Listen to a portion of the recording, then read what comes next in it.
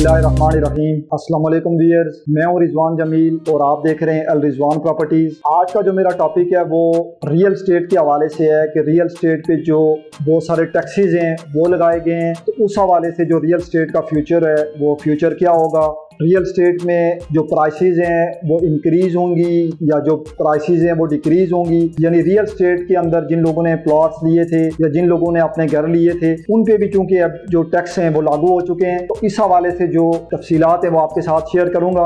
अपने टॉपिक को मज़ीद आगे बढ़ाने से पहले आप दोस्तों से ये रिक्वेस्ट करूंगा जो अभी मेरे चैनल पे नए हैं कि इस चैनल को ज़रूर सब्सक्राइब करें और इस वीडियो को आखिर तक ज़रूर देखें ताकि आपको जो पूरी मालूमात है टैक्सेस के हवाले से वो समझ में भी आ जाए। और आखिर में मैं आपको ये बताने की कोशिश करूंगा कि कौन से ऐसे हाउसिंग प्रोजेक्ट्स हैं या कौन सी ऐसी प्रॉपर्टी है कि जो फिलहाल ये जो टैक्सेस के बोझ हैं अभी उन पे उस तरह से नहीं पड़े जिस तरह से जो टॉप क्लास की जो हाउसिंग सोसाइटीज हैं, प्लॉट्स हैं, उन पे ज्यादा असरात मरतब हुए हैं और कौन से ऐसे प्रोजेक्ट हैं जिन पे जो असरात हैं वो कम मरतब हुए हैं। तो चलते हैं अपने टॉपिक की तरफ। क्योंकि हालिया जो बजट पेश हुआ है 2022 का, इस बजट में जो है रियल स्टेट का आप ये समझ लें कि एक गला घोंटने की जो कोशिश की गई है। क्योंकि रियल स्टेट एक ऐसा सेक्टर है जिससे 40 प्लस जो डिफरेंट इंडस्ट्रीज हैं वो इस रियल स्टेट से चलती हैं। अब रियल स्टेट के कारोबार में बहुत सारे लोग ऐसे हैं जो फाइलर हैं और बहुत सारे ऐसे लोग हैं जो नॉन फाइलर हैं। अब इसमें टैक्सेस की भी जो है वो डिफरेंट किस्म की टाइप्स हैं, लेकिन मुख्तसरन आपको ये बताता चलूँ कि जो अभी टैक्सेस आम आदमी जिन टैक्सेस से मुतासिर होगा वो कैपिटल गेन टैक्स और एडवांस जो टैक्स है उससे वो आम आदमी या जो छोटा इन्वेस्टर है वो इससे मुतासर होगा। चूंकि अभी जो कैपिटल गेन टैक्स है वो कैपिटल गेन टैक्स तकरीबन 15% जो है वो लागू किया गया है। और उसकी नोयत में इस तरह से बताता चलूं कि मिसाल के तौर पे आपने एक अभी घर लिया 2.5 करोड़ रुपए का, आपने किसी जगह पे साल 2022 में घर लिया। इसी घर को अगर आप अभी सेल करेंगे 2022 में भी तो इस घर से आपको जो 15% टैक्स है वो गवर्नमेंट को देना पड़ेगा। अगर आप 2022 में नहीं, इस घर को आप 2022 में कहते हैं कि मैं सेल करूंगा, तो 2.5% के हिसाब से जो रेशियो है वो आपकी कम हो जाएगी। 15% से 2.5% अगर आप निकालेंगे तो ये 12.5 बन जाएगा। यानी आप अगर 2023 में सेल करेंगे तो अगर आप 2024 में इस घर को सेल करेंगे तो आपका 2.5% जो टैक्स है वो मजीद कम हो जाएगा। यानी 2024 में अगर आप इस घर को सेल किए करेंगे जो आपने 2022 में लिया है तो आपको जो है वो टोटल अमाउंट का 10% जो टैक्स है वो देना पड़ेगा। इसी तरह आप ये समझ जाएं कि 2022 में अगर आपने घर लिया है तो 2028 में जब आप जाके सेल करेंगे इसको तो आप पे कोई टैक्स लागू नहीं होगा। यानी 2.5 के रेशो के हिसाब से आपका सालाना टैक्स कम होता रहेगा। लेकिन इसमें जो बड़ा इन्वेस्टर है जिसने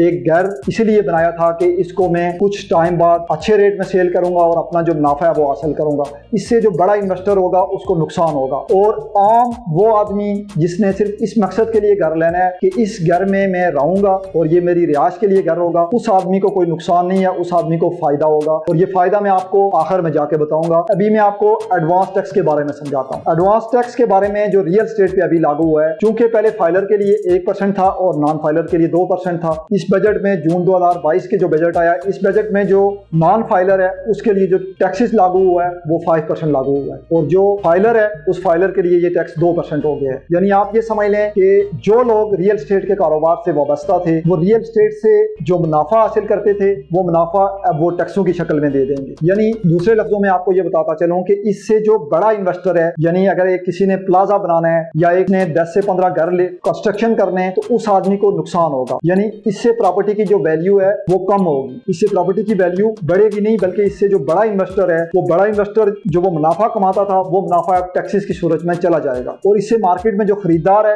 क्योंकि वो खरीदार की जो रेंज है, मैं मिसाल देता हूँ कि एक अगर घर 7 मरले का वो 1.5 करोड़ का था तो जब उस पर लागत 1 करोड़ 55 लाख आएगी या 1 करोड़ 60 लाख आएगी तो वो घर बिकेगा 2 करोड़ के दरमियान। तो 2 करोड़ के दरमियान जो खरीदार होगा वो खरीदार कम होगा, इसलिए कि हमारा जो मुल्क है इस मुल्क में मिडिल क्लास जो तबका है वो ज्यादा है और जो अमीर तबका है वो तकरीबन कम है। तो इसलिए जो मिडिल क्लास आदमी है उसकी जो रेंज है उसकी रेंज से ये चीज बाहर निकल जाएगी। यानी इससे जो नुकसान होगा इन्वेस्टर को वो ये नुकसान होगा कि इन्वेस्टर पैसे तो लगाएगा, घर तो बनाएगा, लेकिन उसकी जो आगे आउटपुट है या जो उसका जो बेनिफिट है वो उस तरह से वो बेनिफिट उसका या प्रॉफिट वो हासिल नहीं कर सकेगा। अब इन दोनों सूरतों में कौन से लोगों को फायदा होगा? जो रियल स्टेट में इन्वेस्टमेंट करते हैं या रियल स्टेट से प्रॉफिट कमाते हैं, या जो रियल स्टेट में अपने मकान या अपने प्लॉट इसलिए खरीदते हैं कि यहाँ पे हम एक अच्छा लिविंग स्टैंडर्ड अपना सकें, अपना जो है वो घर बना सकें। तो इन दोनों में से किस आदमी को जो है वो फायदा होगा? तो जो इन्वेस्टर है, बड़ा इन्वेस्टर, आप ये समझ लें कोई शॉपिंग मॉल बनाना था या जिसने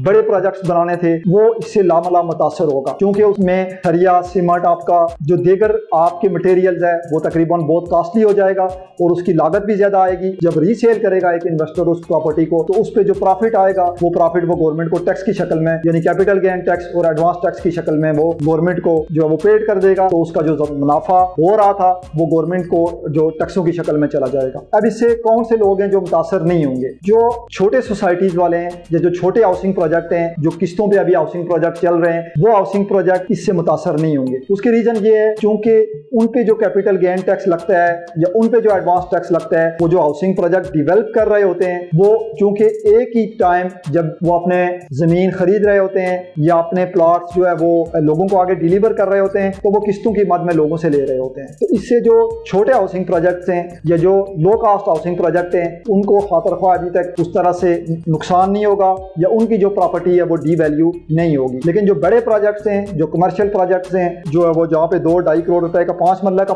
घर मिलता है, वो लोग जो है इसमें मुतासर होंगे। और यहाँ पे जो आम आदमी है उसको मैं बताता चलूँ कि ये फायदा होगा क्योंकि प्लाट की जो प्राइसेज है वो नीचे आ रही हैं। जिस बंदे ने घर बनाना था तो वो पहले ये समझ के वहाँ पे ये घर नहीं बना सकता था कि यहाँ पे जो प्लाट की प्राइसेज हैं वो बहुत ज्यादा चली गई हैं। मैं अगर रावलपिंडी इस्लामाबाद की मिसाल दूं तो बैरिया टाउन है, DHA है या इस्लामाबाद का कोई CDA का सेक्टर है, तो चूंकि वहाँ पे फौरन से इन्वेस्टर आ गए थे और इन्वेस्टर चूंकि खातर ख्वाह बेनिफिट्स हासिल कर रहे थे तो आम आदमी जो वहाँ पे रहना चाहता था या घर बनाना चाहता था उसकी रेंज से जो है वो प्लाट और घर जो है वो बाहर हो गए थे। लेकिन चूंकि हालिया जो बजट की वजह से जो टैक्सेस आयद हुए हैं उससे इन्वेस्टर को तो नुकसान हुआ है, लेकिन जो आम आदमी वहाँ पे घर बनाने का ख्वाहिशमंद था अभी चूंकि प्लाट की जो प्राइसेज है वो नीचे जा रही हैं, ओवरऑल पूरे पाकिस्तान में प्लाट की प्राइसेज हैं, घरों की प्राइसेज है वो नीचे जा रही हैं, तो इस वजह से जो आम आदमी घर रहना बनाना चाहता था या एक अच्छा लिविंग स्टैंडर्ड अपनाना चाहता था तो उस बंदे के लिए मौका है कि वो अभी वहाँ पे प्लाट या घर अपना वो खरीद सकता है। क्योंकि उसने सेल के लिए नहीं खरीदना तो 6 साल बाद या 8 साल बाद या 10 साल बाद अगर वो सेल भी करता है तो उस पे वो जो कैपिटल गेन टैक्स है